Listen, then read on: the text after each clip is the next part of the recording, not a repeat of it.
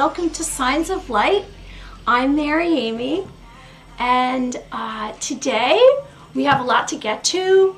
We're going to talk about original events, which are the original sighting of Bigfoot, the first time someone spoke of an alien abduction, angel encounters, and we have a guest today, David Eller, who's a researcher and he's an investigator of Bigfoot Tree Structures. For example, here's something, like he's going to talk about that. He's going to come live, and I'm excited. So, get ready. Here we go. We're gonna stream today till 6. So I hope that you stay and join me. Okay. Again, I'm going to say I'm Mary Amy, and I want to give you a disclaimer that I'm not a medical professional. I have holistic modalities, and I help to bring people to their personal serenity and their purpose, and I give helpful tips to a calmer spirit.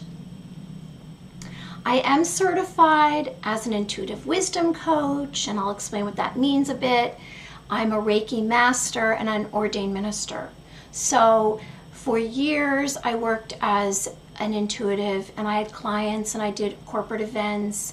So I see, feel, and hear information about other people, and it comes through to me in signs and symbols and images and sometimes premonition dreams.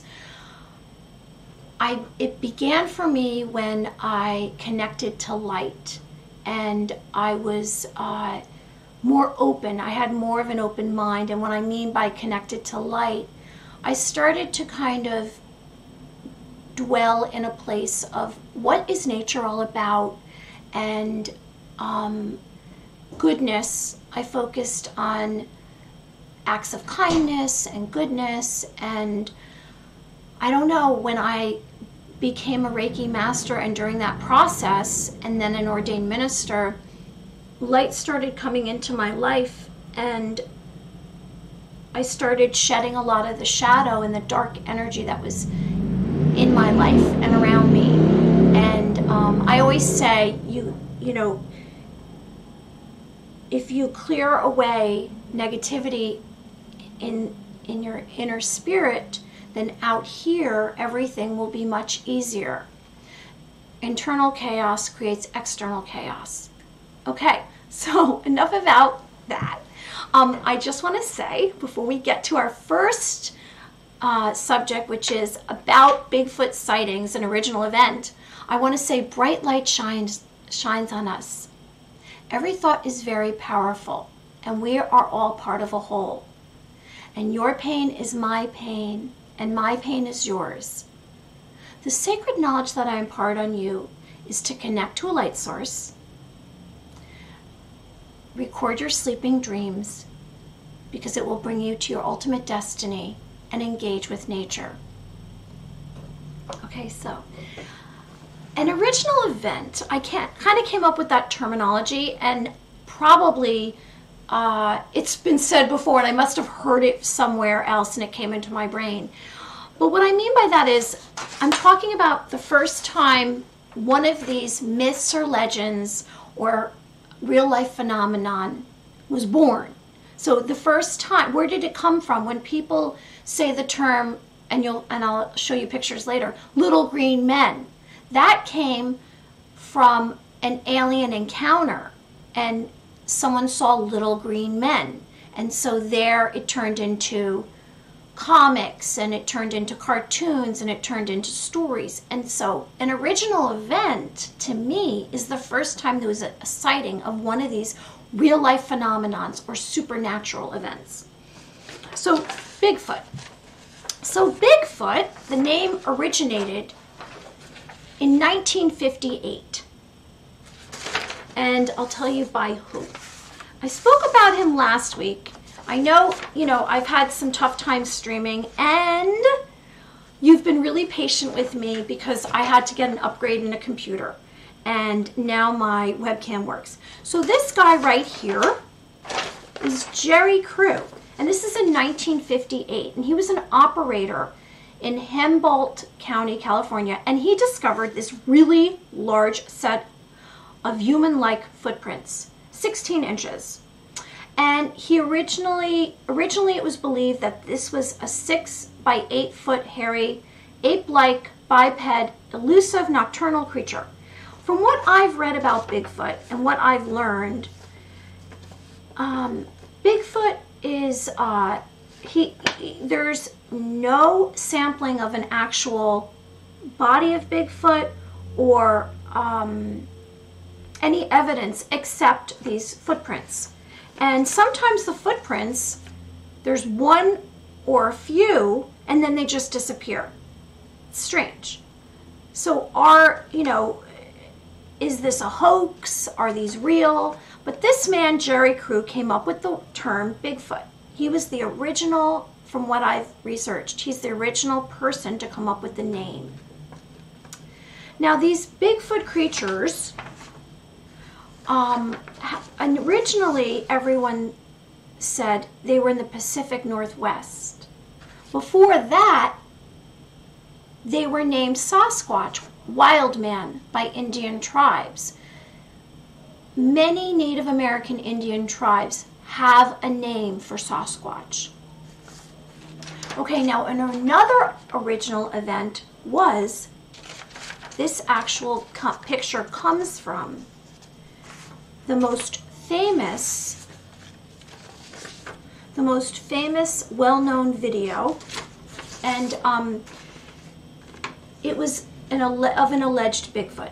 I think you can see, there it is right up there, and they nicknamed him Patty, and it was from Roger Patterson and Robert Bob Gimlin, and this was recorded. This was, this is a still from a recording of a video from October 20th, 1967, and it was taken in an area of Bluff Creek, Northern California. This is probably the only legit looking Bigfoot. Now, I found this online, which I don't know if that's really, it looks pretty much like. They say a Bigfoot glides when it walks. I've spoken to a few researchers and investigators about Bigfoot, and I'd done a show, and I had one as a guest, and he actually has Bigfoot encounters where you can go for 3 or 4 days. You bring your camping equipment, you pay a couple of $100, you bring your own food and drinks, and you can literally be in a location that has had many Bigfoot sightings, and you hope that you're going to have an encounter. Now, what is that encounter going to be like? I'm not really quite sure. So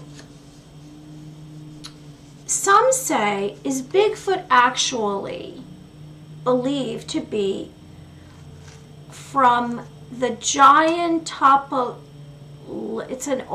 it was from years and years ago. It was a giant Topolothuc, and it was killed off by the Ice Age. And they're saying, is that who Bigfoot really is? I'm not really sure. I have my own theories. Who is Bigfoot?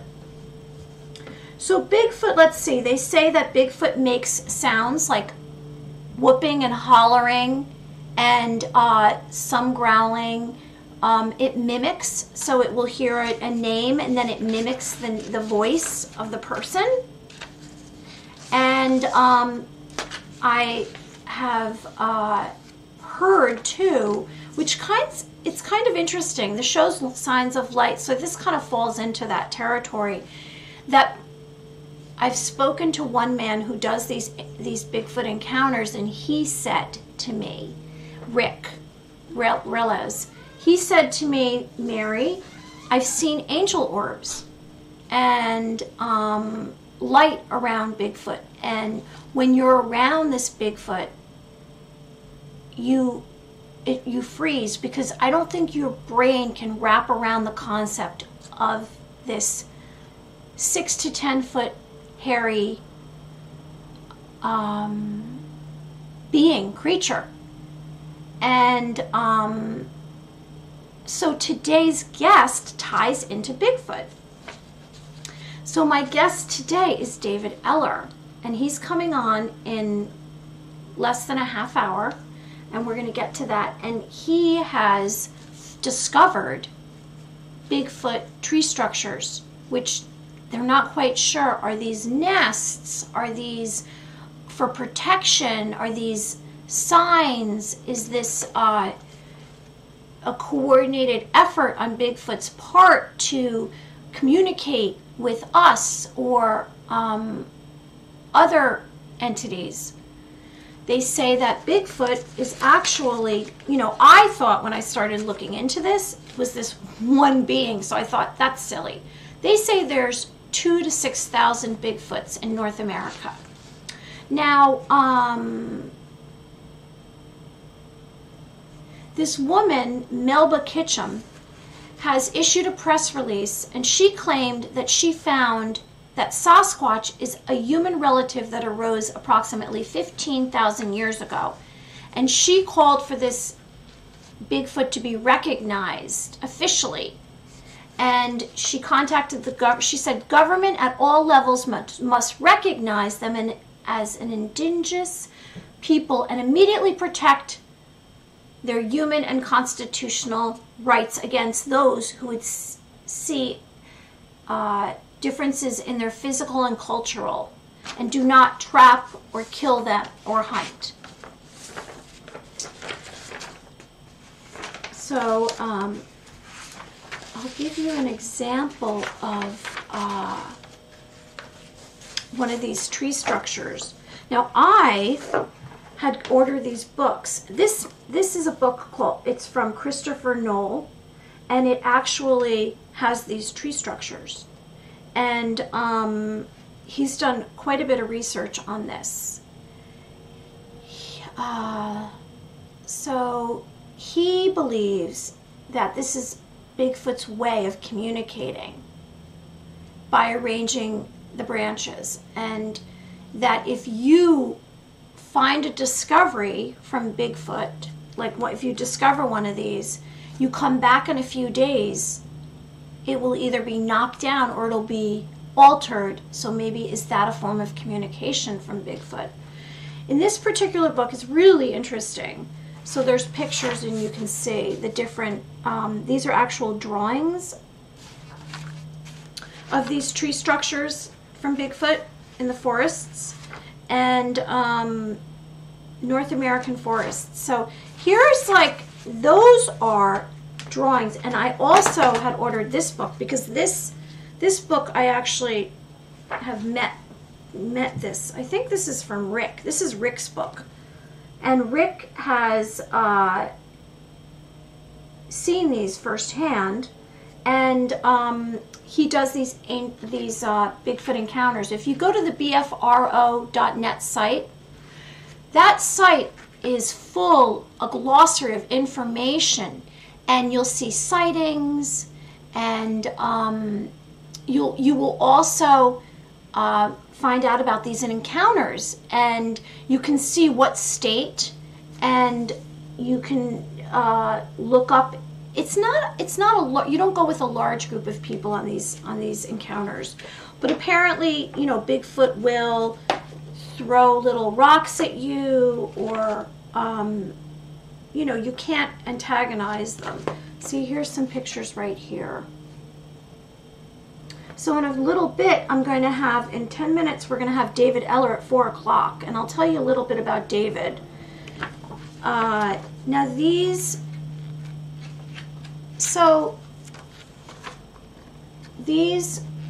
particular Bigfoot structures, are they nests, like I said? Are they shelters? See, here's David. He's coming on. He's going to be calling in a bit. And here you can see this. And howdy, hi.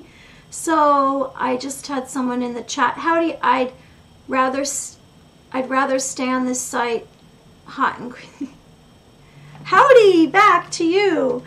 I love that someone's chatting with me because now I don't have, I had some emotes made, but the emotes, you know, I have to be further along.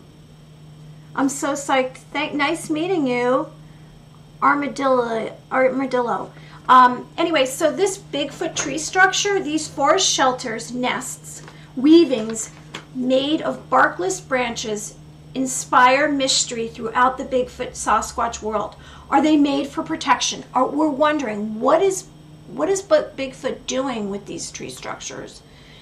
The tree structures discovered are anomalies in stark contrast to the natural appearance of our forests. So, like, what does that mean? Well, like, for example, see how the trees are, the tree branches, they're stripped of bark. So we wonder, does Bigfoot eat the bark? Because apes eat bark because it has a lot of sodium content.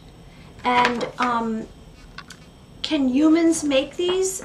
It's very strange. Like, for example, do you see how this tree has been yanked down and broken, and it's very high up, and could a human do that? I don't think so. I'm not thinking they can. I mean, look at this. This is really cool.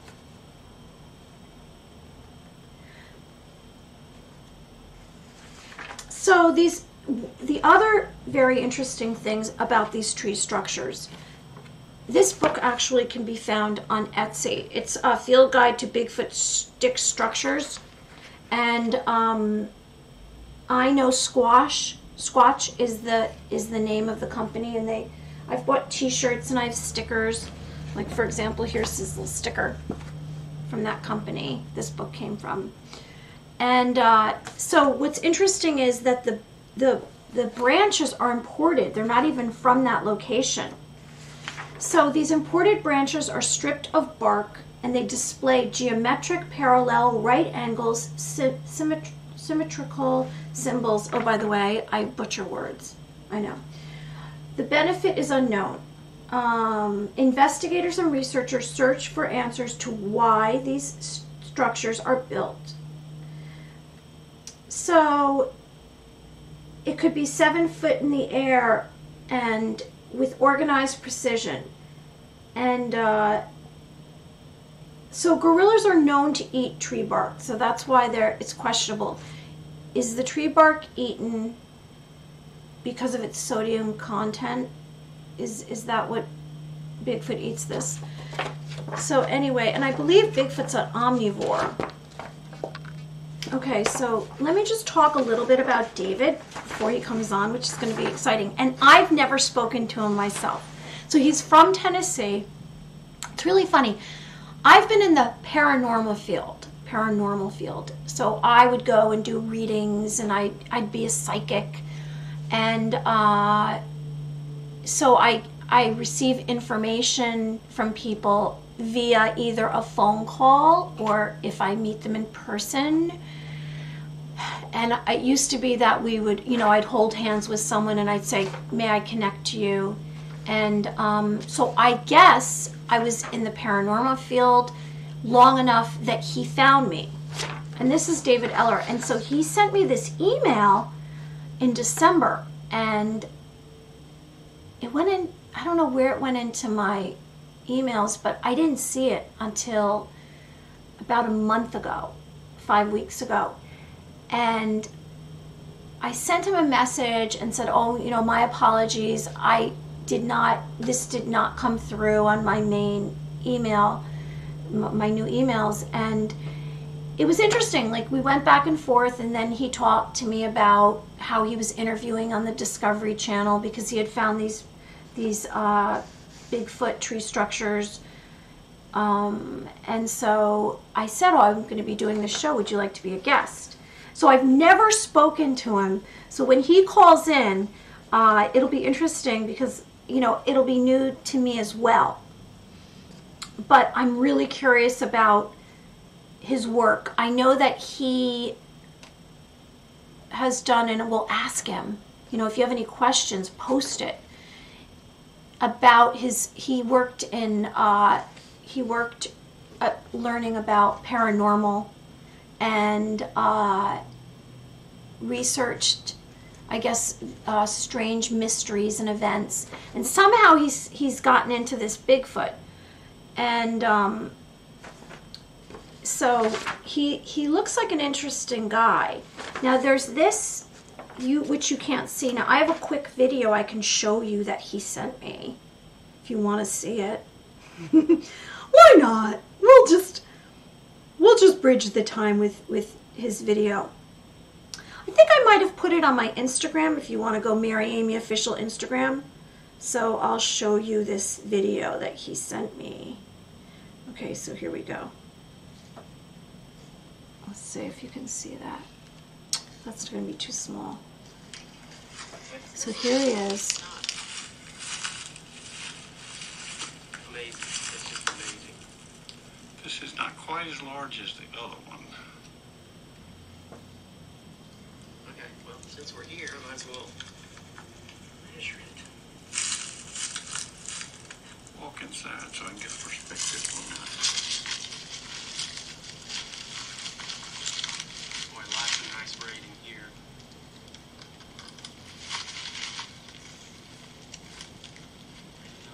That's David Eller. So he is a researcher, an investigator in supernatural events, and he's found these Bigfoot tree structures, and I guess he's brought someone along to take some measurements. And I think I have one other quick video. So if you have any questions for David, he's going to be on at 4. He should be calling in. And here he is. I'm very excited. From Tennessee, so this will be interesting. Where is this other video of David? Here it is. Okay, so this was when he just was walking up to it, so you could see it. Can you see it? It's like an archway. See this tree structure, this Bigfoot tree structure? Here's like a close-up of one. So it is really, it's a weave. Okay, well, since we're here, I might as well measure it. Walk inside so I can get a perspective on that. Boy, lots Now, I don't know how tall he is, but like what kind of being is making something that large? Is it Bigfoot? We don't know. We are excited about this, aren't we? Do you have any questions? You have to write it in the chat if you have any questions for David. We've got 5 more minutes and he should be calling in, and I'm really excited. This is David Eller from Tennessee. He's a Bigfoot explorer investigator. He's discovered Bigfoot tree structures, these forest shelters, nests, weavings made of barkless branches. Is this him? This is him. Hello? Hey, this is David. Hi, David. How are you? I'm good. How are you? Good. I'm hoping everyone will be able to hear. Okay. I put it on loud. Let's see. I'm putting it right next to my computer. Let's see. Speak right now and let's make sure everyone can hear you. Hello? Are you still there? Hello. Oh, hi. Okay. Well, You got me? yeah. I guess I'm just going to Okay. put right next to here. How are you today? I'm doing great. You doing all right? I'm doing great, David. So, I'm so happy to be speaking to you. I know we've done some communication via emails, and can you tell us all a little bit about yourself and how you kind of came across these Bigfoot tree structures or anything else in the paranormal, supernatural, real-life phenomenon area that you want to share with us? Yeah, sure. No problem. I am a artist / actor / entertainer in Nashville. Mm-hmm. And I have always been into the strange, the weird, the unexplained kind of things ever since I was a kid. I was introduced to Bigfoot through a Reader's Digest article when I was about 8 years old, and from that point, it has just always fascinated me. So by the time I was in my mid-20s, I was actually, going out and seeking the unknown, and just adventure is my thing, just going out and doing the craziest of things. Mm-hmm. And as far as the Bigfoot structures go, late February. So Mm-hmm. this is a new story. This is a story that's taking place right now, maybe even while we speak. There may be structures being made. I don't know. It's, I'll go out and something new has appeared. So late February, Mm-hmm. one of my friends who lives next to a state park would send me pictures of his walks, and he would say, "This is what I see every morning when I go walking." And I always said, "Man, this looks squatchy. This really looks squatchy." And he would send back and forth, and then one day I said, "Man, there's got to be something there. I would be more surprised if there is nothing there than if there was something there." So he said, "Well, wouldn't it be cool if you could come out to the park someday and make a deal with the park that you would do discussions or presentations or displays or whatever?" And I said, "Yeah, that would be kind of fun. Let me come out and look around. Let me see what I can find." So I was there one day, almost the entire day, looking everywhere. It looked right, it felt right, but I couldn't find anything. Mm-hmm. As I was leaving, I got a map of the area and found another area of the park that's way over on the side.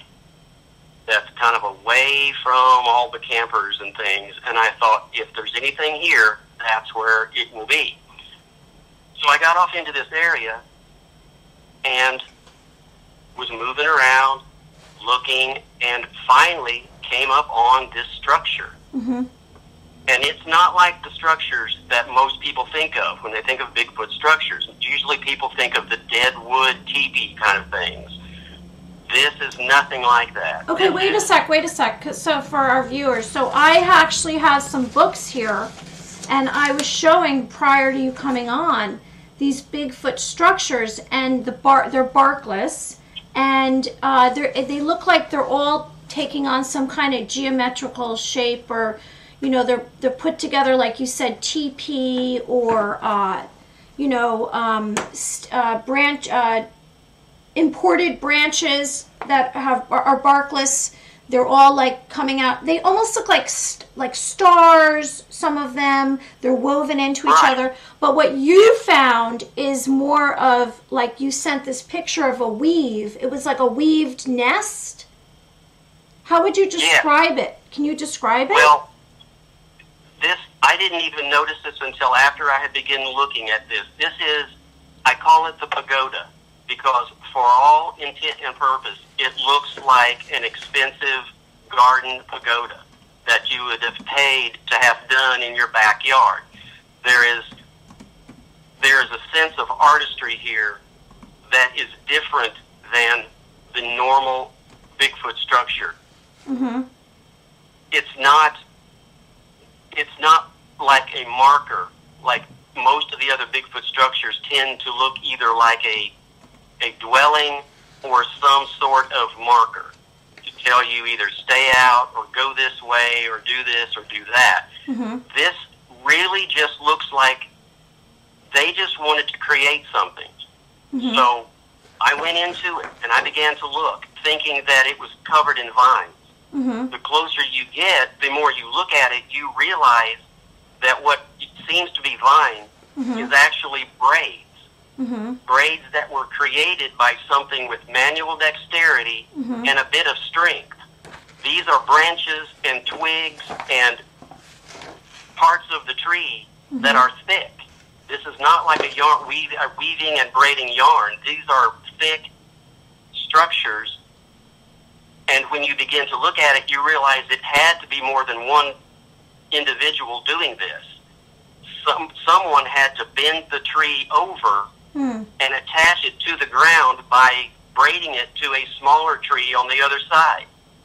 And you realize, well, that took at least 2 people, 2 creatures, 2 Bigfoot to do this. One holding the big tree, one holding the little tree, and then another one braiding these things together for stability. This first structure that I found is made of 20 separate living trees. Now, wait. You gotta explain what that means. What do you mean 20 separate living trees? You mean that 20 you located where they originated from? Oh, yeah. I mean, it's a circle. It is a rough circle made of trees. These trees are bent over in an arch, attached on the other side to smaller trees by braids. 20 separate trees. The structure is 24 foot across and 8 feet at the dome. Inside, there are lines or stacks of deadfall twigs. These are about 24 inches long, and they're stacked in lines. There's 6 different piles of these things that I didn't understand until I talked with Christopher Knoll. You talked to him? I have his book right here. That's so... Yes. I have his book. That's great. The structure book. Yeah, a field guide to Sasquatch structures. And I was actually sharing it because this book, you know, has some really beautiful, it looks like pen and ink drawings of these Sasquatch structures. So how did you so you reached out to him? Like, how did that even happen? Yes, well, I'm the kind of person that once I get a hold of something, I go with it. Right. Same way that, you know, I got a hold of you. I begin to research. I find your name, and then I begin to dig. What did you find? I'm curious. What did you find? Well, about you? Yeah. I was looking for another individual, and I saw that he had been interviewed on your show. Which one? So then I found you, and it told me that you were this, you were that, and blah, blah, blah. You had this show. And I thought, well, I probably need to talk to her. So that's why I reached out to you. And in the same fashion, as I began to research dome structures, you know, I was very familiar with the teepees and the geometric patterns, the X's, the A's, stuff like that. But I had never seen a dome. That's why I truly believe this is a unique situation that we have here, and one that is ripe for investigation. And I will explain that further in just a moment. But I began to research and found Christopher Knoll and began to read some of his theories. And the more I dug, you know, finally I found a contact, and I contacted him, and we have conversed back and forth. He said this is the most unusual structure he's ever seen. Really? But in reaching out to him, I discovered his autistic brain, Bigfoot brain theory. Yeah, I like the savant theory of his. Yeah, that autistic people need repetition. That's why they stack things, they line up things. He had a video to show this one autistic young person stacking everything. It looked like it was the most unusual room you would ever see because everything was lined up beautifully, stacked in lines. Then I thought about all of these stacks and lines of twigs and sticks inside the pagoda. And we talked about that for a while. So here are these braids, these beautiful braids that are keeping this thing together.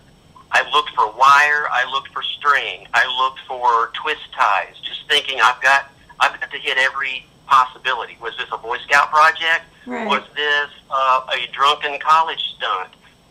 The more I looked, the more I realized it couldn't be either. Because the strength that it would take, the finger strength that it would take to weave these things together was beyond my capability as an artist. And I think beyond most people's capability as a human. I don't think you have that much finger strength. The normal human doesn't have that much finger strength, much less the strength it took to bend some of the trees over. So I called my friend who presented the whole idea of my doing some discussions at the park, told him what was going on, and he was like super excited. His daughter-in-law is a ranger at the park. He said, would you like to talk with her? Well, yeah. In the meantime, I began to talk to a couple other of very well-known Bigfoot researchers. I'm not going to tell you their names because I don't want to get a bunch of controversy started. But if I told you their names, you would say, oh, yeah, I saw him on TV last night. They're everywhere. They're on everything, okay? So I contacted them. You didn't. You did? You really are delving deep. So you really went out. Yeah. You wanted to find out if this was legit. And this was I did. I wanted to know what their opinion was of this particular thing. Well, both of them, after discussion back and forth, basically they're saying there is nothing to Bigfoot structures. Most of them, if not all of them, are snow weight, ice weight, winds, whatever, make these things. Wait. Can you go back? Wait. What did you just say? What did you mean? Wait. Can you repeat what you just said? Okay, you're familiar with snow weight and ice weight. Oh, okay, I see what you're saying. Right. Trees down. Oh, I see. Okay. Weather, you're saying like the elements of nature. You're saying the elements of nature bring trees down. Gotcha. Okay. Yes. Mm-hmm. And create these crazy structures. And I'm saying, no, you're not looking at the picture. You're not looking how these things are connected. Well, we don't see anything that couldn't be produced by nature.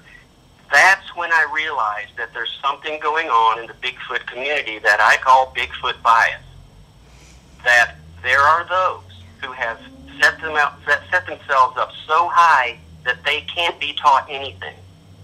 They are the ones that everybody goes to for answers, and if you present something to them that they can't immediately explain, they treat it as though it doesn't exist.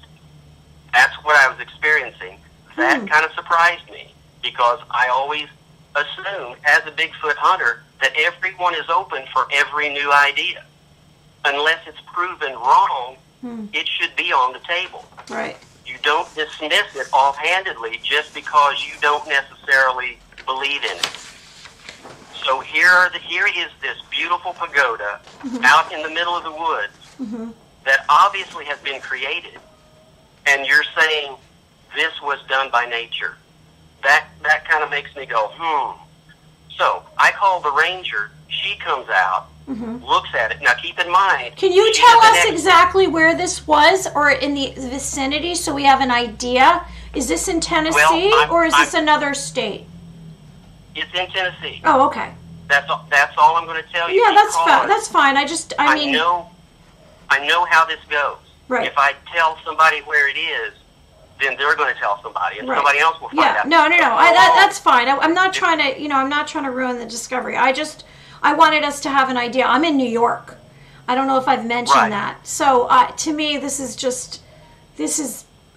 very, very interesting, and I'm so curious. I'm sorry to interrupt your story. So then you spoke to the Bigfoot researchers, and they're telling you that it's just man-made, or it's nature-made from the natural elements. Yes, yeah. And so, but to continue my thought, I don't want anybody going out there and destroying this structure. Right. Because in my mind, I think this needs to be treated as a Native American structure. Preserve it as best we can. I'm not saying don't let people see it if they have enough on it, but it needs to be preserved somehow. And I am currently in some talks with some forestry representatives about doing this kind of thing. But after I got done talking with two of the big names in Bigfoot research, I got with the ranger. Now, she's an expert on forestry, forest dynamics, tree structure, everything that goes along with being a forestry agent. All right? She said, there is nothing natural here. This has been made. By who or what? I can't tell you. But this is not natural. This does not occur in nature, and you have got something strange here. We didn't even know this was in the park. We didn't even know this was here. So you've discovered something that even we as rangers have never seen. So I turn around and I tell one of these Bigfoot researchers, and he says, well, I want to talk to her, as though he's going to change her mind. Now she is the expert in this field. He is an expert in another field, and yet he thinks he's going to tell her business. So again, Bigfoot bias. And I'm finding this over and over and over. So, what exactly do you, at this point, what is your plan for this? What do you want? You said that you would like to have them preserve it in some way. I did read somewhere in one of these books that sometimes Bigfoot comes back to these structures that they've made and taken them apart. It's possible that they might come back and take it apart. How long do you think it was set up for? I mean, could you tell by the consistency of the branches? Was this seem like relatively new put together, the structure? Well, according to the ranger, who again is the expert, and I have heard many stories about her, how she can tell you stuff that you can't even imagine about forestry and trees. She said because of the vertical growth out of the curves made by bending the trees over, it could be at least 3, maybe 4 years old. Oh. Now, it's still living, and every time I go out, I see more greenery produced by it. But you can tell that it's getting a little bit aged, okay? So, to continue chronologically in what has happened, I went out. Now, I talked with Ranger on the 14th of March. On the 20th, I came back to an open area where I had baited with some apples. There was a dead squirrel laying there that had been stripped clean of its pelt. What? The only hair on this squirrel was at the very tip of the tail. This was right next to one of the apples that I had presented. So this, I believe, is a sample of gifting. Are you familiar with gifting? I'm not familiar, but I am familiar with the apples. I watched a Bigfoot movie. I think it was Discovering Bigfoot, and I don't want to say the wrong title, and then be misinforming people, but I watched a TV or a documentary, and these men set out and they saw these structures, and they were Bigfoot hunters like you are, and they would put these apples on top of where the sticks, they had found the Bigfoot sticks structures, and they'd come back and the apples would be taken. I did not get the gifting. So you're saying that Bigfoot then turns around and gifts back, so they were giving you the squirrel? There are times, yes, and that is what it seems like they do. And they have experimented with marbles and various things, and the marble will be gone, and sometimes it will end up in another area that is being investigated. But this was a dead squirrel. Now, keep in mind that the entire time I've been out there, I've not seen any life at all. Now, this is a state park. There are no deer around. I've only found one deer track. I've seen no squirrels and very few birds. And through my research and things that people have told me, I think they have devastated the area. The Bigfoot have. They will come through and eat everything that they can. That includes bugs, frogs, baby birds, eggs, deer liver, whatever. And then once they deplete an area, they move on. They're migratory creatures, and they move on. At some point during this time, they've created this structure. And in my research, I have found 2 other structures connected to this pagoda. One I call the axe.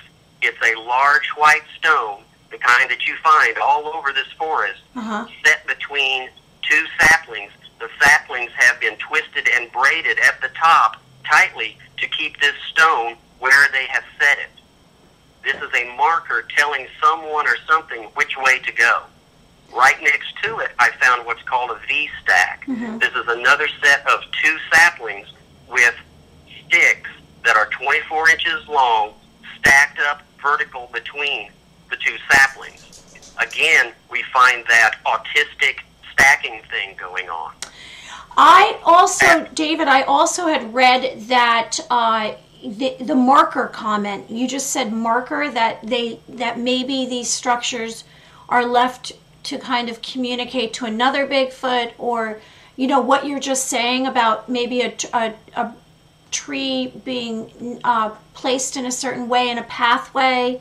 And have you experienced like being in a position of close encounter with a Bigfoot yourself?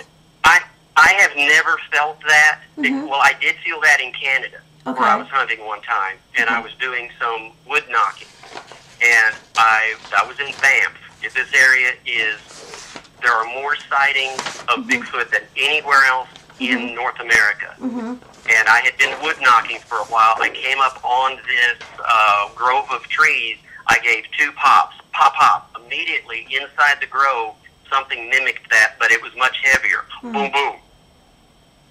I did feel like there was something right there ready for me to see, and that's when I felt the subsonic fear. Bigfoot seemed to be able to send out these subsonic frequencies that cause fear and a fight or flight response. And that was one of the times I have felt that I was getting ready for an encounter. I haven't felt anything like that at the pagoda, although I do believe the whole time I've been there, I've been watched because of something that happens later that I will relate. But again, I found this, what I call the axe, and I found the V-stack. I found that some of the apples that I had left were slowly being taken. I took compass readings, and I found out what direction these markers were pointing. One of them took me across a rough area of the forest, over a black-topped road, and directly into an open area of a no trespassing, privately owned piece of property. So it's like that could very well be their normal track. And this marker was left to say, go this way or go that way. So David, in regard to what you just spoke about, the vibration that they're sending out, or the sound, I had read in I'm showing the viewers, I'm showing everybody, Ken Gerhardt, in his book, he talks about how they communicate in a sound, and their sound is such a low frequency. And there's other animals he mentions. I'm trying to find the quote in here. It's such a frequency that we can't hear it. The human ear can't hear it, but it affects you, where like something similar to what you just said, where people are like put them in a position of being, I think, fearful and alarmed because they sense that there's something going on, but they can't hear it with our human hearing. Is that what you're referring to? Yes, that's what I'm talking to. Okay. Tigers will do it. That's why their prey will stand still sometimes as they're being approached, because they're sending out these subsonic frequencies. Right. Subsonic frequencies can vibrate your eyeballs in your skull. They can vibrate your optic nerve. Sometimes they can make you see things that aren't there, or possibly not see things that are standing right in front of you. They can give you a fight or flight response. They can make you retch and get nauseous. So it is a thing. It is a true thing, and it's well known in the animal community. Right. So, like I say, there's been a lot of fruit taken on the 30th of April, 10 days after my last visit. There were brand new structures. One at the very beginning of the forest, where I start looking every time I go, there was one of the giant X's that you were referring to, the normal Bigfoot type structure made of 2 trees that had been pushed together. Wow. At another place, there was what I call the pointer. This is a large pointing marker structure made of 3 trees that have been set in such a way that the point stands 24 inches from the ground, and they are bound together at the point so that you cannot get them apart. The big one is jammed so hard into the ground, I tried tugging on it a few times, and I couldn't get it to budge. There was a tree ling next to that. So now all of a sudden, and tree lings, if your listeners don't know, it's where these creatures will take, usually deadfall, lean them up against a tree with the root part upward. And there was one of those at this site. I went past the pagoda where I would normally research, and I've done some various experiments there that I will tell you about at some point if you want me to. But beyond that, I'm walking down the trail, and there is what's called a trail break. This is where they will push a tree over, and it's not just fall, it's not windfall, it's like it's in a very certain direction. Well, this covered the trail that I normally go down. I look over to my left, and here is a brand new pagoda, even better than the one I have been researching now for months.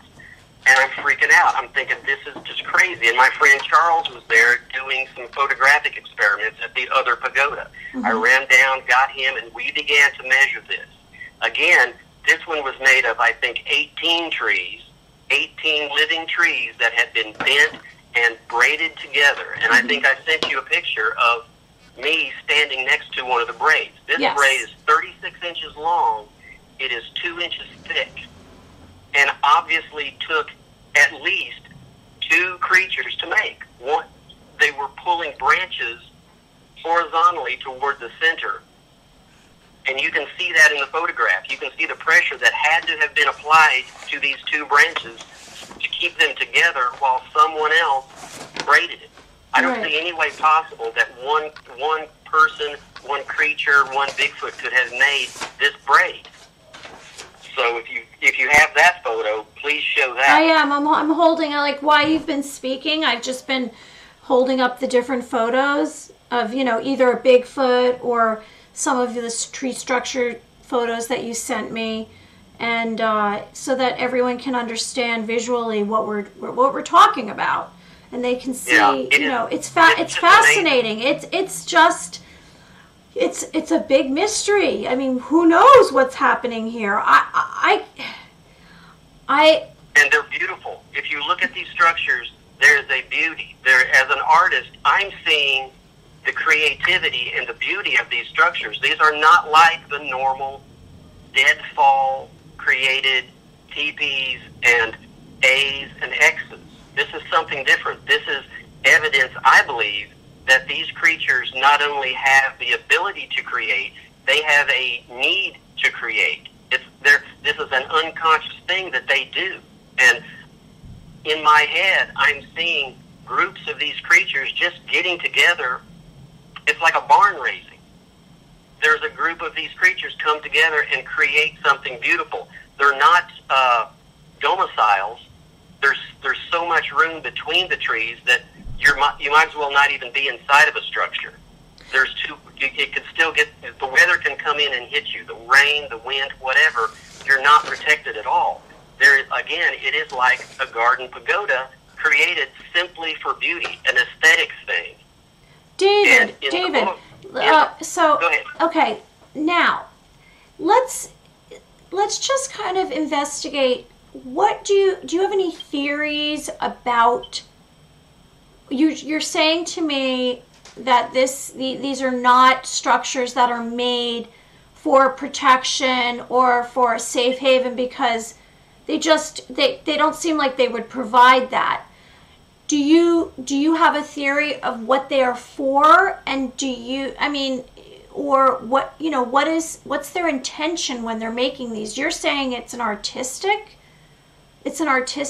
endeavor for them, or what do you think? Well, that's what I'm seeing. Without having a creature in front of me and being able to talk to, that's what I'm seeing, because unless they're markers of some sort to say why such a huge marker? What would be the purpose of such a huge marker? The only alternative I can come up with is this is just something they do to interpret their world. They use their world to create a little bit of a difference in their world.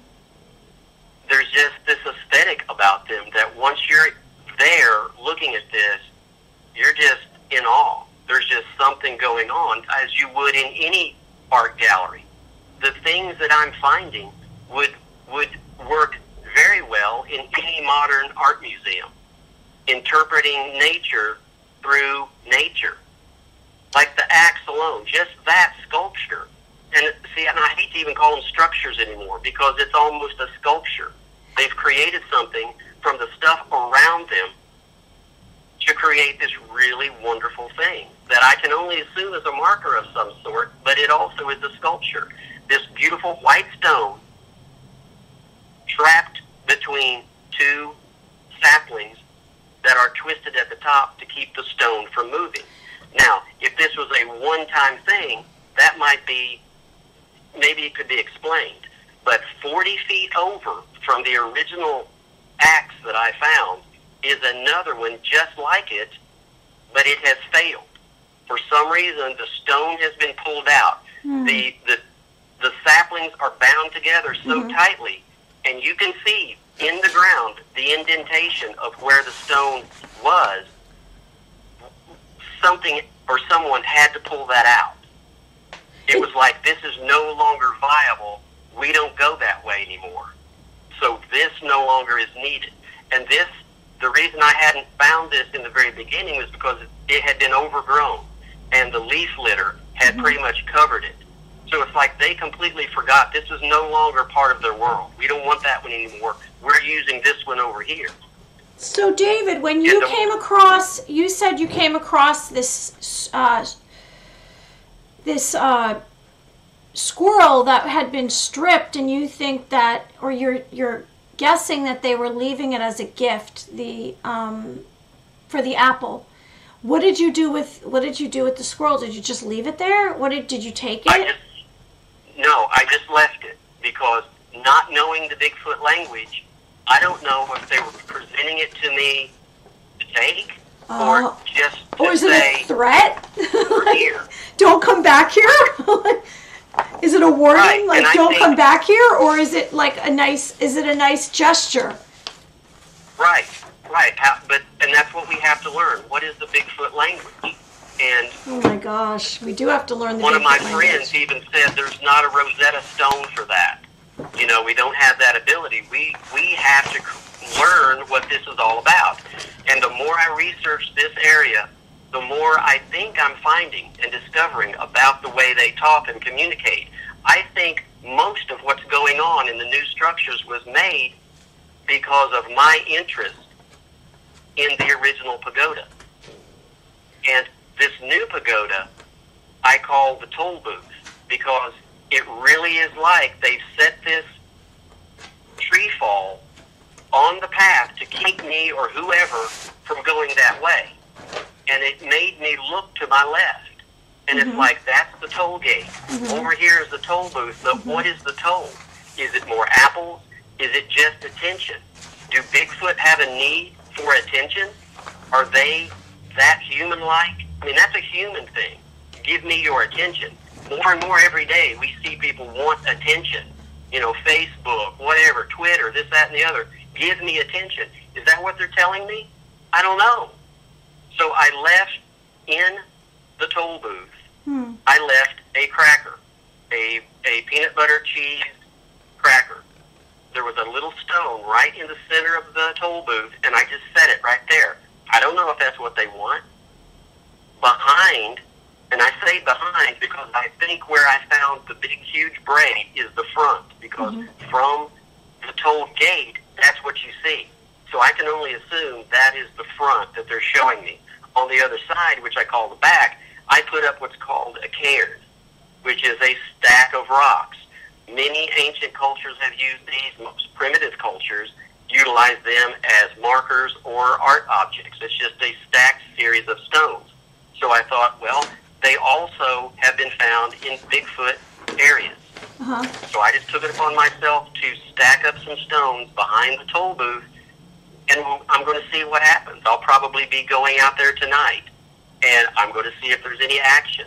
Okay, wait. You got to slow us down. This is important. So, okay, so let's walk us through this. What does this look like? What do you bring with you? And you go all alone to this location. Do you feel like you're safe going alone? And what if you do encounter? Have you had any dreams or considered what if you do in person encounter one of these Bigfoot? What would you do and how would you act? And what are some suggestions you've been told? Because I know I had the one man who does the Bigfoot encounters on a previous show that I had done, and he said that you don't agitate them. You're not supposed to bring any weapons. You're not supposed to do anything. You can kind of get a sense of to back up, or what's their general energy. Have you considered what will you do if you come in contact with one?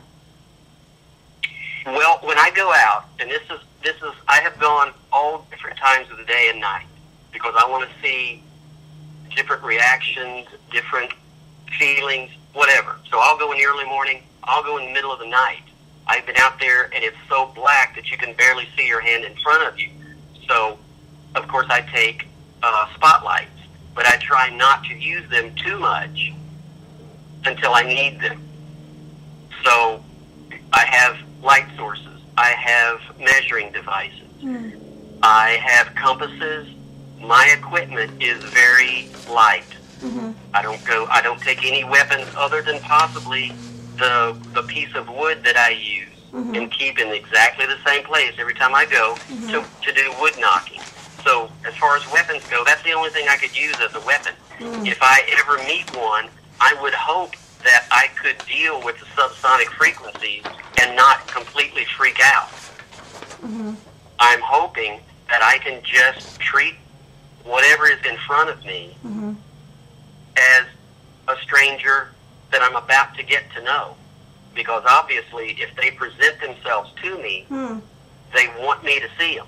Right. And I have researched and read enough that I know that they get aggressive sometimes, but if you read and learn, nobody's ever hurt. There are very few instances of Bigfoot hurting anyone.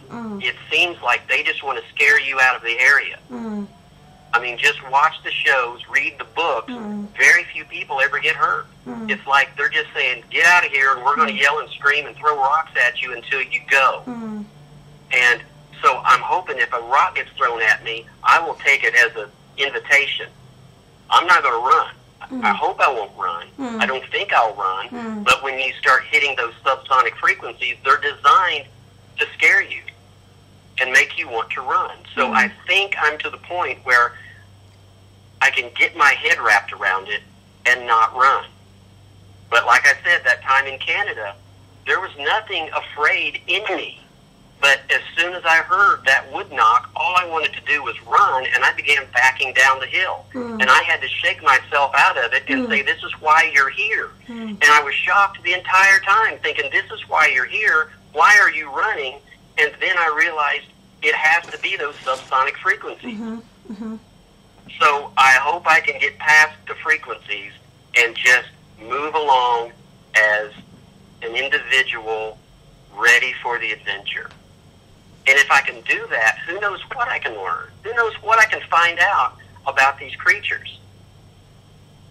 It just boggles my mind sometimes to think about they're doing this. I think for me, they're creating these new structures because I'm there. They obviously want to contact me somehow. But how are they going to do that? What do I have to do as an explorer to welcome their next step? All I can do is keep feeding them. All I can do is keep giving them reasons to talk to me. And one of the things that I have done, I've created what I call the Eller braid decoy. And it's a bunch of cloth strips that I have designed in such a way that I can hang it in a tree. And I'm wanting to see if they will come up and braid it, because if you're familiar with Harriet McFeely and her research in Nebraska, these creatures want to braid cloth. And Donald Monroe has a book that says they will braid horsehair.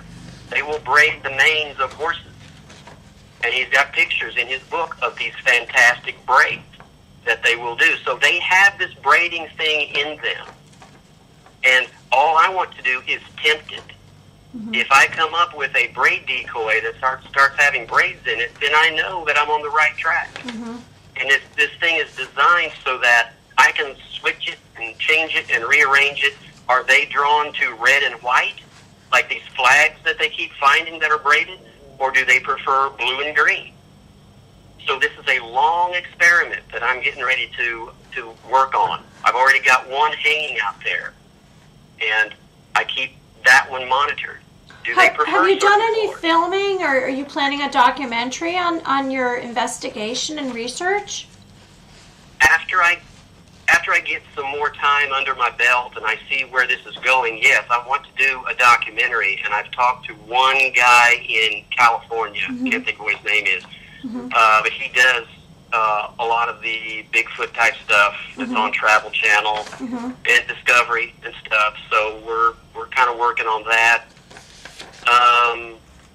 Working on the book, and I'm just really concentrating on trying to figure out the Bigfoot language.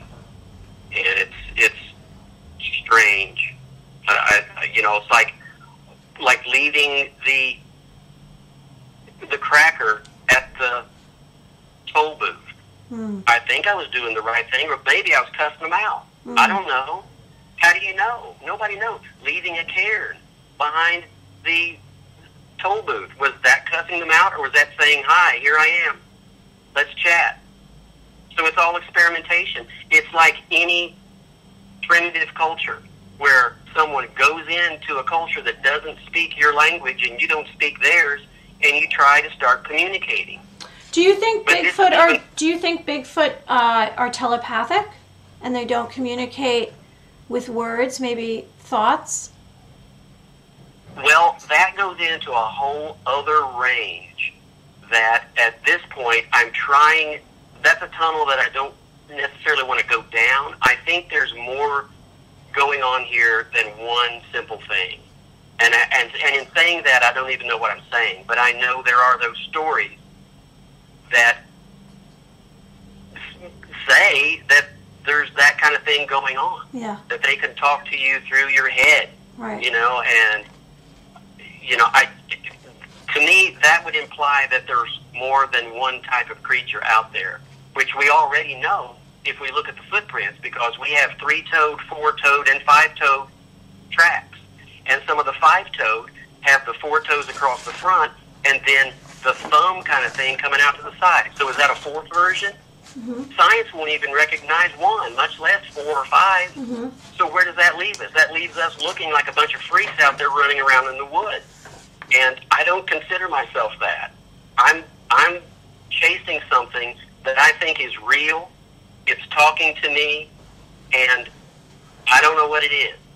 When you say that there's more than one type of creature, do you mean there's more than one type variation to a Bigfoot? Because I have read myself that they're color-wise, they're black, there's dark brown, there's some red.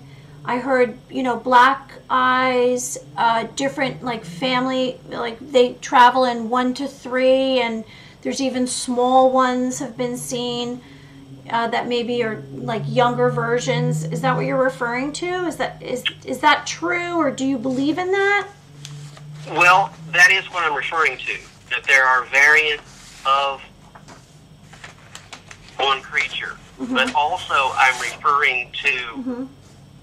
different types of creatures, because mm-hmm. one of the theories mm-hmm. is that Bigfoot, at mm-hmm. least one kind of Bigfoot, mm-hmm. is actually extraterrestrial. It's I know, I was coming across that. It's funny that you're saying that, and I didn't even want to go there, because from what I've read in these different niche different niche researchers, the alien, the UFO, the Bigfoot.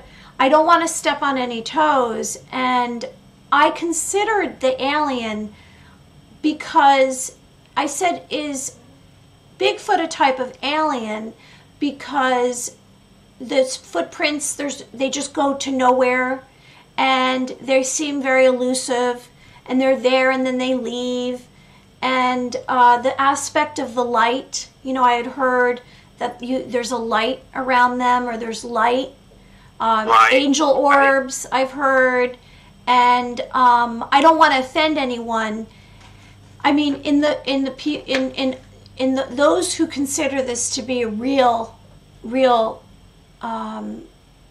thing, Bigfoot, are you talking about that? I mean, what do you think about the concept or theory that they're aliens, or they might be aliens? Well, I don't want to take anything off the table. Like I've said, me, myself, I believe these are North American apes. I believe these are earthly creatures that we just haven't discovered yet. We haven't been able to put one in a cage. And then that's the next question. Do we put these in cages? But I'm jumping ahead of myself. I don't think they're going to let you put them in cages. I don't think the alien aspect came about because a number of sightings occurred right after a UFO sighting. So the theory was maybe these things are guinea pigs that are being dropped off because we already had a version. We already had a thing that looked big and hairy. So someone else is dropping off their big and hairy things so that they'll get all mixed up and they can watch us while we are trying to watch our Bigfoot. So it gets all strange and complicated. But no, I believe in my heart of hearts that Bigfoot are a natural earthly creature that we just haven't discovered yet. We've had stories of these things in North America for hundreds of years. The Indians told us about them. The explorers talked about them. They were here before the explorers got here. So they're just so elusive that we haven't really found them. And the Indians called these things the creatures who leave no shadow. They understood that these things only come out when they want to come out, and if they leave a shadow, then it's too bright. They're kind of like deer. Deer do the same thing. If you'll notice, deer will come out. You'll see them all day long, but mostly deer will come out when it starts getting gray, and they will stand in areas that are gray because they don't want to leave a shadow. And they know intrinsically that if they leave a shadow, it's too bright out for them to be out. So I think that's what Bigfoot is all about. And Bigfoot connection to deer and harvesting deer liver takes me back to this squirrel, this dead naked rat that was in the middle of this cleared area, because in its stomach was a hole, and I think someone had dug in there and got the liver. There's no animal that I know of that strips its prey clean and doesn't eat it. Coyotes don't do that. Hawks don't do it. Nothing does that. There's no animal in nature that strips something and doesn't eat it and take the liver. So it's just every time I go, there's some new mystery, and it's like they're saying, "We're here. If you give us enough time, we will show us. We will show you us." So, David, in this book, we mentioned earlier Christopher Knoll, and one of his diagrams talks about, or it defines this structure as being a way to conceal them. In other words, it's like a camouflage.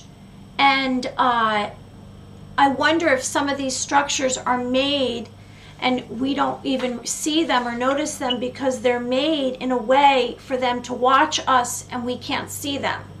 Have you seen any of those where it says here, hide in plain sight, their body outlines broken up by intervening shapes and edges? That I can see with some of the deadfall stuff, for sure. It's like in Arabic nations, you had the windows that projected out into the street. The people inside can plainly see everyone that's walking by, but the people walking by can't see inside. And that could very well be what Bigfoot are doing with these dead structure constructions. Mm-hmm. I've never seen anything like that in this area. Mm-hmm. So I've got 2 pagodas. I've got multiple markers. I've got the giant X. Mm-hmm. I've got the huge pointer. None of this is designed to sit inside of and watch the world go by. Mm-hmm. Unless it is something they do at night, and it is a way of just being. I can see something sitting inside and just watching stuff around them and just enjoying it. And again, that's a human thing. I don't believe, well, I mean, I've had to study gorillas and orangutans now because of my involvement with Bigfoot over the years. Mm-hmm. Gorillas don't do that, and orangutans don't do that. Chimpanzees, maybe. But if I believe this to be a North American ape, and I believe that they do that, then I have to continue that thought pattern and think that's a human thing. This need to sit and watch the world and just enjoy the breeze, enjoy watching a bug on a limb, or listening to a bird. I don't know that other animals do that. It's very funny what you're saying, because you mentioned that maybe it's a way of them expressing themselves by making these, it's almost like you said, a sculpture. And the fact that it's such a contrast to their physical being, because they seem to be so overpowering and enormous and scary, and then they make this beautiful art. Right. Yeah, there is a contrast. There's a dichotomy of Bigfoot. And you have the common thought that these things are huge, big monsters that are going to... And part of that is the media. Media doesn't take the Bigfoot phenomenon seriously, so they're going to sell sausage, whatever they can sell, they're going to use Bigfoot. Mm-hmm. So we have this view in our head, and most people think of it that way, that it's a joke, and that it's a big, tall, monstrous creature. But yes, that's what they are. They're a big, tall, hairy thing. Apparently they have a very strong odor as well. The pheromone, yeah. And other animals will do this. That if you scare them or they want to scare you, they will emit this odor. And so far, I've never experienced that here. And I'm wondering why. The structures themselves don't even carry this, quote, Bigfoot pheromone, unquote. So I'm wondering if they're so comfortable with my presence that they don't need that. But I'm hoping I'll smell it, because I've never smelled it. So that would be interesting. I may go out tonight and smell it. Who knows? Every day is a new adventure. I really appreciate you. We're going to probably move on now because I'm going to talk about some other, delve into some other topics. And this has been really a fascinating interview with you today. And you've enlightened me on a lot of Bigfoot facts that I didn't even know. One quick question I wanted to ask you before we I move on. How many Bigfoot do you consider that there are? I've read 2,000 to 6,000. Do you have any kind of approximate idea yourself, or if you want to give a guess? Well, no, I'm not even going to guess, because that number ranges all over the board. I have read and I've heard other speakers talk about anywhere from 2 to 25,000. So the number varies depending on who the speaker or the writer is, and you can't. How do they get that number? Yeah. Are they just extrapolating based on nothing? Are you basing it on the number of sightings in an area? Then I can see that, but. I would think if every state has sightings, which they do. Right. Some states more than others. They do travel. They will go from place to place. But, I would think, if I'm going to have to there's at least 5,000 or 6,000.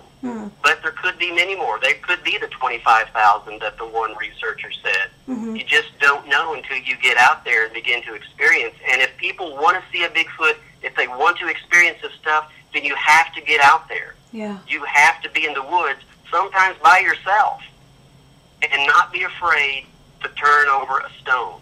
I couldn't go by myself. I'm planning on doing one of these Bigfoot encounter weekends. I will say right now, you're brave. I would never go by myself to one of these forest areas and try to have a Bigfoot sighting.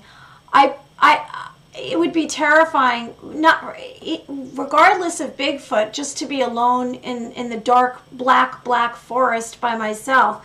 So you're very brave, and I look forward to hearing from you and us staying in touch. And I am so grateful that you came on today, and I plan on figuring out a way to actually have people on in person. It's complicated because this technology to do this streaming, I don't want people to kind of not want to be on the show because of it. It's complicated. But I love your enthusiasm and energy, and you really have a lot of knowledge related to Bigfoot, and I'm glad that you're pursuing this and not kind of taking everything at face value that others that have been in this niche market for so long. It's right. Like you have a fresh perspective, and I think that's genius. I appreciate you having me on, and I really enjoyed this, and let's stay in touch, and I'll tell you as new structures or whatever are found, I'll keep you informed. Maybe I can be on again with new information. Yes, I would love that. If you message me and there's something you want to talk about, even if you want to, whatever it is, I'd love to have you on again. Is there any way that, people can contact you, or do you have anything that you want to kind of promote or suggest anyone to look up about you? I know you don't really have a lot of social media. Do you have social media? No, I stay under the radar. I don't, I'm just the whole modern technology thing, that's not me. I just go out there and do what I do and explore pyramids and whatever, that's just what I do. But I will say, you have my information. Yeah. If anybody needs to contact me, if that's okay, they can contact you, and you can. Because I'm not comfortable in just lettering it out over the. Oh no, I totally understand. I meant like if you had a site, because I did look, and then I said to myself, did I even ask David if he had anything? And I think I did, and you said, no, I don't. I don't have any social media. So to me, you were very consistent in our conversation, and I felt that I believed, and I had a gut feeling that you were going to be very, very, interesting and insightful today. And I'm so grateful again, and thank you so much. And well, thank you. I want to hear. Yeah, tell me. If you ever have any time to come to Nashville, I'll be glad to take you out into that area. Oh, okay. Well, there you go. Until you see it for yourself, you cannot appreciate what I've discovered. So, just throwing that out there. Yeah. I know you're busy and money and blah blah blah, but I'm just telling you, if you want to, I'll be glad to take you out. I love that. There you go. That's perfect. Thank you so much for that. I plan on like I said, some Bigfoot encounters, and who knows where I'm going to go if it starts happening for me. I really would like to have a show that actually covers these, that is on a network or something. And this is my first try at this, and because I really, really have a passion for it. So I love that idea. Thank you so much. And, thank you. Like I said, stay in touch, and I'll mention you because I know you're going to get some followers and interest in you from, people just knowing that you're out there. And unless you do a show like this, people don't know you're out there. Right. So I wish you the best, and I hope you have a wonderful upcoming weekend, and thank you. Thank you very much. Okay. Talk to you later. All right, be well. Okay, bye. Bye. Well, that was, we got a chance to speak with David Eller, and unfortunately, he doesn't have any social media, but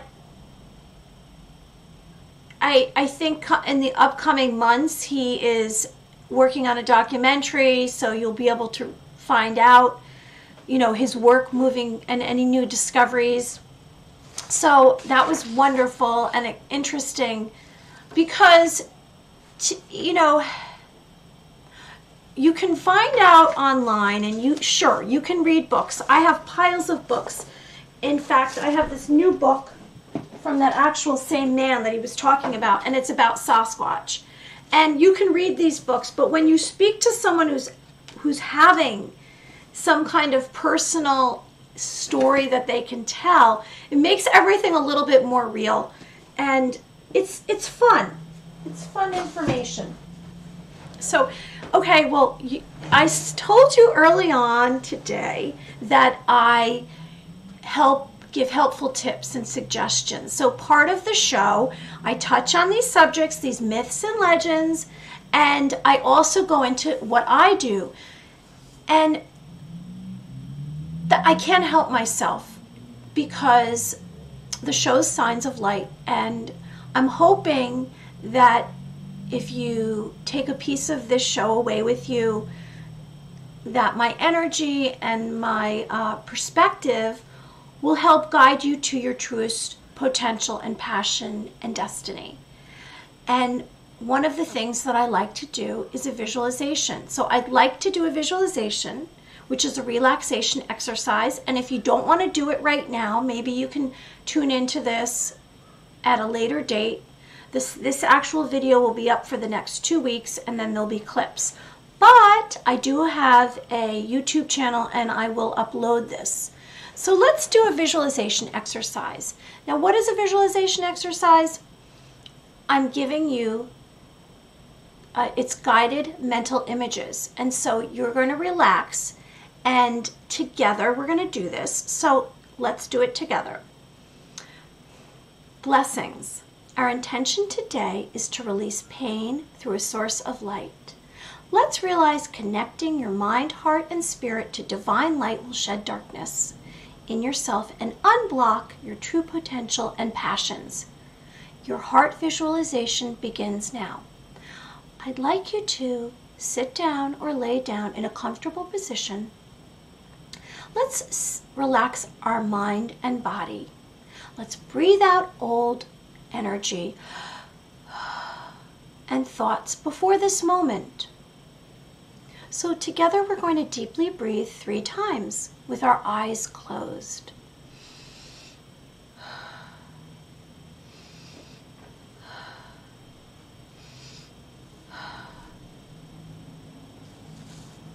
Okay, now I'd like you to scan your body for stress and tension, from the top of your head to the tip of your toes.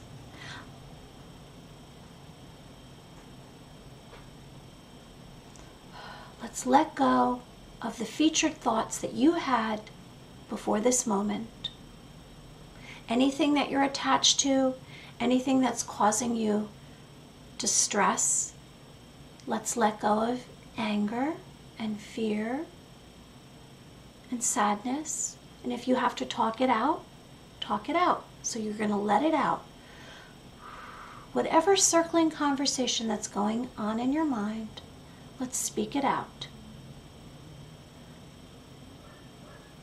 I'd like you to connect to your heart. So whatever that means to you, do you feel your heart? Can you get a sense of how your heart feels? Your physical heart? The heart that carries love? Whatever you can do, whatever way you can connect to your heart, if you can see it or you can feel it. Let's identify what you're feeling. Let's breathe out anything that's negative, any emotions that you have that are blocking you. Now let's try to reach for peace. See a light inside your heart, a beautiful glowing light that you have, that you carry, that's pure, the light that you were born with. Let's accept that light. Feel the light. Now you see the light, and the light is growing bigger and bigger, and it's encompassing your body from the top of your head, your crown chakra, to the tip of your toes. It's a full, beautiful, glowing, bright light that encompasses your body. You feel safe, you feel warm, you feel at peace. The light grows bigger and bigger. Now the light touches your bones, your flesh, your organs. Let's give permission to the light to fill your cells and the space surrounding your body, known as your energy field. I'd like you to stay in this moment, this light that is filling your body from the top of your head to the tip of your toes. It's a big, broad circle that surrounds you.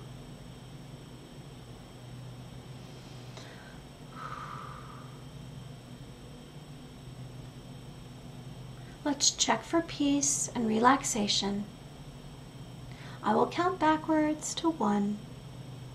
3, 2, 1. Well, I hope that helped a little bit, feeling relaxed. Now, I'd like to talk about and mention to you, what are angel visitations? I said early on that we would be discussing angel visitations. And so we are going to do it. Now, what are angels? There are angels that travel from the heavens to earth, and they say that they surround us. They're guardian angels. This actually is a favorite of mine. It has dancing angels. It's the Temple of Dance, Celestial Celebration, the Dance of Angels.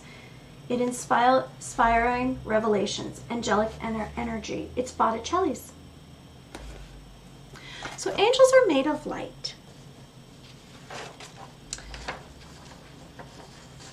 Do you believe in angels? I believe I have guardian angels that surround me. I believe I was visited and I had a vision of an archangel. And they have halos and wings, and they guide and protect us. They are celestial beings from the heavens.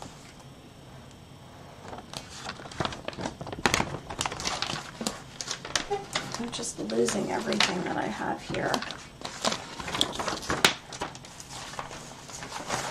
Oh my goodness, I'm really losing everything. I have so much information to share with everyone. Okay, so here's some angel paintings that I have. So angels are celestial beings from the heavens. They're angelic beings. And there are supposedly ranks of angels. There's 9 ranks of angels.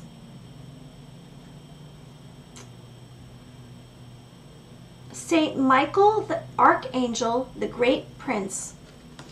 Do I have a picture of Archangel Michael? I think I do. Well, we're guessing, aren't we? We don't know. But I'm going to show pictures that I have. So, what, do we know if it's Archangel Michael? We know that this is, here's, so a miracle is divine intervention. Visions, a miracle is an extraordinary event that is not understood or explained by natural or scientific laws, attributed to supernatural beings, God, an angel, saint, or spiritual being. Well, an angel encounter or an angelic visitation is a sign of light, and I think angels can perform miracles in our lives if they touch our heart, or they're here to protect us and they're supposed to give us messages, allegedly. So Archangel Michael, the great prince, the chief angel, commander of angels, protector of super speed, super strength, sonic cry, telepathy, power to speak to animals, invulnerability, and immortal. Forgot to mention that. Angels are immortal. So Archangel Gabriel appears in visions to humans of delivering prophetic messages. He's a messenger.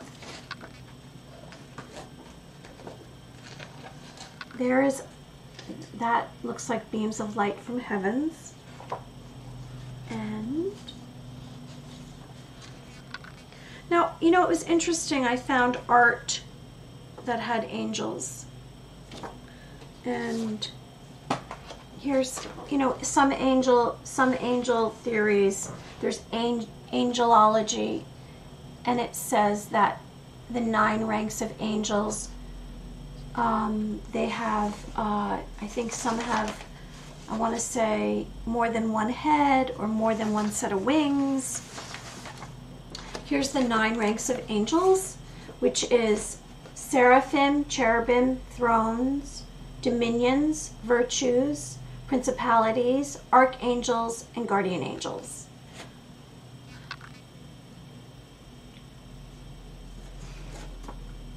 I can't not talk about angels. It's one of the reasons why I'm here. When I decided to do Signs of Light, I would get these visions of angels dancing. So I'd close my eyes and plug my ears, and I'd see a circle of angels dancing. And I thought that was a sign to keep going, because it's been a really hard year, and I should say difficult year, for many reasons. And I think that we have had a sadness because our old life has been over, and we couldn't spend time with people the way we used to, and we were lonely, you know, when we've had lockdowns or the 6 feet of distancing. I think I needed to reach out and to feel better. I've worked with clients, and I actually help. I'm a life changer. I help guide them to their highest potential, whether it be in their relationships, something they want to change about themselves, or their career. And myself and other practitioners like me, we all kind of felt okay during this time, but we've all had, it's very interesting, some very big obstacles. So we had to get to even another level. And energies, you know, there's good and evil in the universe, and there's been energies that have been pushing us down. And I think that people have felt angry and hurt, and they wanted everything the way it used to be. And I do believe that our life this summer will definitely improve because we have more hope. And angels give me hope, because I feel like miracles can occur.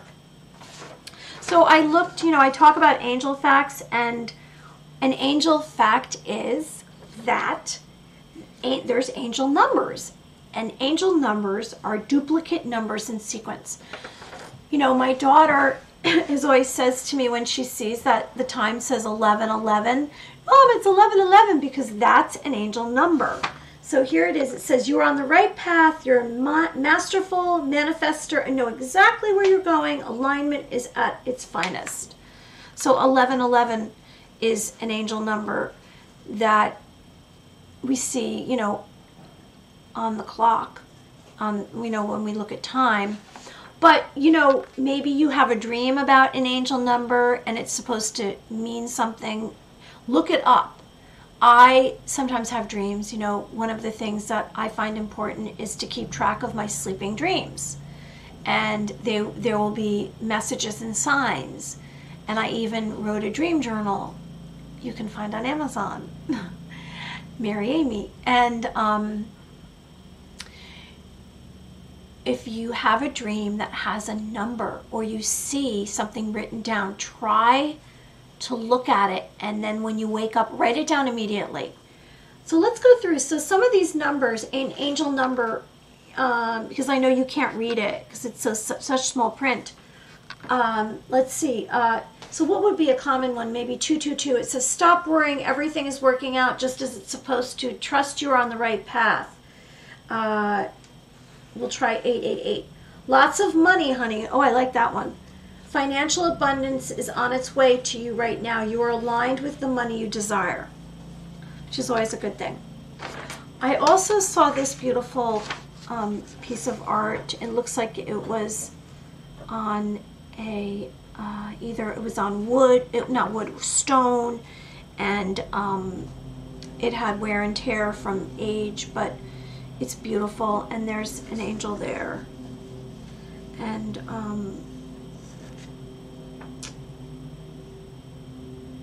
Archangel Gabriel appears in visions to humans delivering prophetic messages, and he's a messenger. And I find that angels visit me to give me messages and to encourage me to stay on my path.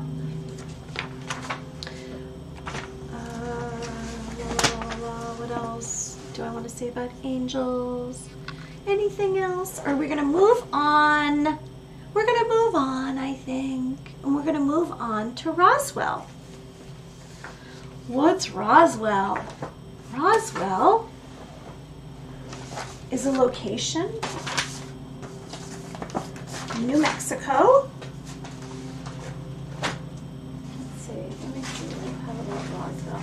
And don't forget, today we're going to talk about alien types. So we're going to talk about Roswell, and then we can talk about Area 51, and then I can give you some healing tips before we move on to alien abduction.